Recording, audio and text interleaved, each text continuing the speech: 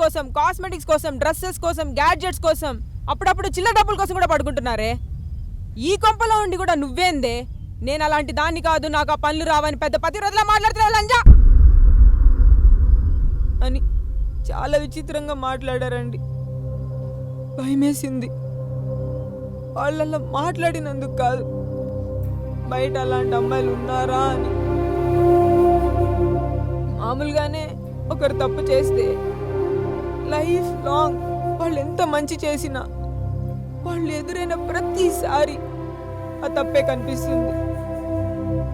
అలాగే కొంతమంది అమ్మాయిల వల్ల అబ్బాయిల మైండ్లో అమ్మాయి అంటే ఇదే కదా, ఇంకంతా అలాగే ఉంటారు కదా అని ఒక చెత్త థాట్ రిజిస్టర్ అవుతుంది.